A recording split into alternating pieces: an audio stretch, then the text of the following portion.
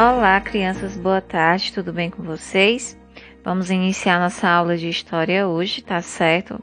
Hoje nós iremos falar sobre a chegada dos portugueses ao Brasil no livro de vocês, na página 67. Bom, pessoal, e como aconteceu? Vamos lá. Em março de 1500, partiu de Portugal, a serviço do rei Dom Manuel, uma grande expedição, tá? Que era formada por 13 caravelas e mais de 1.500 homens, tá? Entre marinheiros, soldados e até padres, exatamente. E algumas pessoas que haviam sido expulsas, né, de suas terras por algum crime que eles cometeram, tá certo? Essa expedição ela foi comandada por ele, Pedro Álvares Cabral, e tinha como objetivo chegar até as Índias, contornando o continente africano, certo? Durante a viagem, gente, a esquadra afastou-se da rota estabelecida e no dia 22 de abril avistaram no horizonte um morro, certo? Aí eles viram esse morro e deram o nome de Monte Pascoal, porque era a época da Páscoa. 2 dias depois, eles escolheram um lugar, certo, para ancorar, onde colocaram o nome de Porto Seguro, hoje conhecido como Baía de Cambralha, certo? Localizado no atual estado da Bahia. Chamaram de índio os habitantes que ali moravam, ok? E assim, pessoal, todos os registros da viagem, né, e do descobrimento foram feitos ao rei de Portugal, né, que era pelo escrivão, que era a pessoa que estava lá escrevendo, da esquadra, que era Pero Vaz de Caminha, tá? Que narrou, ou seja, contou os acontecimentos e fez comentários, né, sobre os nossos primeiros habitantes, ou seja, os indígenas, tá? Sendo Portugal um país católico, né? Também na esquadra de Cabral havia um sacerdote, que era o Frei Henrique Soares de Coimbra, nascido na cidade de Coimbra, tá? E ele celebrou a primeira missa no Brasil exatamente no dia 26 de abril daquele ano, tá? E foi exatamente pela ação de graça, pelo descobrimento do Brasil, certo? Aí tem esse tópicozinho aí, Tratado de Tordesilhas. Alguém já ouviu falar? Não? Pois vamos lá. Bom, como os portugueses e os espanhóis eram povos ricos que tinham grande poder, decidiram dividir o Novo Mundo em duas partes, tá? A primeira tentativa de acordo foi no ano de 1493, mas não deu certo, pois o Portugal, né, não aceitou os limites requeridos pela Espanha. Os portugueses e os espanhóis, né, firmaram então um acordo em 1494, que ficou aí conhecido como Tratado de Tordesilhas, certo? E ficou estabelecido o que, gente? Que o mundo descoberto, tá, seria dividido entre Portugal e Espanha. Quem não gostou dessa decisão foram os ingleses, os franceses, os holandeses, entre outros povos, né, que achavam isso uma injustiça, pois se o Novo Mundo era tão grande, porque somente 2 estados deveriam dividi-lo? Complicado, né, pessoal? Aí esses outros países, né, também iniciaram suas viagens com o intuito de conquistar territórios e riquezas.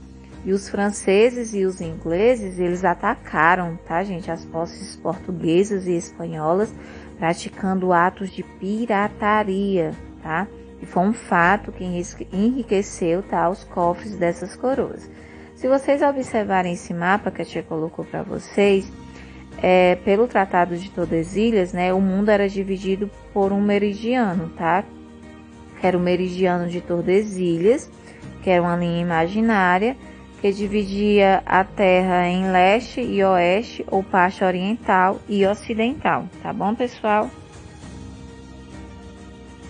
Agora vamos falar aí sobre os nossos nomes, tá, gente? A princípio, a tripulação de Cabral pensou haver chegado a uma ilha, dando o nome às terras descobertas de Ilhas de Vera Cruz. Só que quando foi no dia 2 de maio, a esquadra de Cabral, né, após a celebração de uma segunda missa, deixou as terras do Brasil e seguiu viagem para as Índias, né, onde deveria manter o comércio adquirindo as especiarias que a gente falou lá na aula passada, tá bom? Aí com o tempo, gente, percebeu-se então que havia chegado a uma grande terra. Aí passaram a chamá-la Terra de Santa Cruz, certo? Só que depois começou a exploração de um pau, que era chamado pau-brasil, certo? Aí assim, com o passar dos anos, o pau-brasil, né, que era uma madeira da qual se podia extrair uma tintura forte de cor de brasa, passou a ser uma matéria-prima de grande valor, retirada em quantidade, né, que era para ser vendida na Europa. E por isso, quando foi no ano de 1527, nossa terra passou a ser chamada de Brasil, tá certo? Aí, como foi, tia Mayara, esse primeiro contato com os indígenas? Bom, pessoal, o primeiro contato foi de muita estranheza, né? Tanto para os portugueses como para os indígenas, tá? As duas culturas eram muito diferentes e pertenciam a mundos completamente distintos, né? Então, no início, esse contato foi amigável. Aí, quando os portugueses começaram a explorar o pau-brasil, né? Praticaram um tipo de comércio chamado de escambo, tá? Que era a troca de bugigangas, né? Espelhos, pentes, facas, machados, entre outros, pelo pau-brasil, né? Obviamente, sem a presença de dinheiro, ou seja, era troca de mercadoria. Aí os primeiros contatos se deram no litoral, né? E só aos poucos houve um movimento de interiorização, né, por parte dos europeus. Aí os portugueses, quando eles chegaram ao litoral do Brasil, tá, estavam interessados em ficar com as terras, gente, que era ocupada por quem? Pelos povos indígenas. E não pensaram duas vezes, né, antes de matar os nativos. Matar, tia Mayara, sim, certo? Foi assim um verdadeiro extermínio, gente, que se deu pelas armas, né, e pelo contágio de doenças, que era trazida pelos brancos, que eram os europeus, tá? Cuja era desconhecida pelos indígenas, tá bom? E doenças hoje banais, como gripe, sarampo e coqueluche, e outras mais graves, né, como a tuberculose e a varíola, vitimaram muitas vezes tribos inteiras, tá? Pois os indígenas não tinham imunidade natural a esses males, certo? E esse processo assim de ocupação, gente, acabou com muitas sociedades indígenas, né, que viviam nas terras que eram desejadas pelos portugueses. E assim, toda essa violência permaneceu por muitos anos, né, resultando no pequeno número de indígenas que temos hoje, ok? Vamos falar sobre a relação com o meio. Bom, pessoal, a relação dos indígenas que habitavam o Brasil com a natureza era muito forte, tá? Em tudo que os indígenas faziam, eles utilizavam coisas da natureza, certo? Vale lembrar, né, que eles respeitavam muito o meio ambiente, eles retiravam dele somente o necessário para a sua sobrevivência, certo? Eles viviam da caça, da pesca, da domesticação de alguns animais e da agricultura, certo? E os indígenas, eles domesticavam animais de pequeno porte, como o porco do mato e a capivara, tá? E um detalhe, gente, eles não conheciam o cavalo, o boi e a galinha, certo?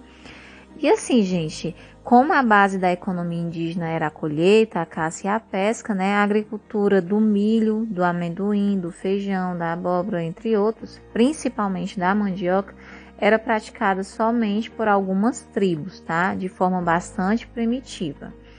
E o modo de plantio dos indígenas, gente, era chamado de coivara, né? Que a gente até falou numa aula aí de geografia. Eles arrancavam as árvores e queimavam o mato para plantar, tá bom? E assim, além disso, eles construíam canoas, arco e flechas, tá? Suas principais armas eram o arco, a flecha e o tacape. E as sociedades indígenas também utilizavam várias formas de tramas em seus artesanatos, né? Especialmente com a palha, tá bom?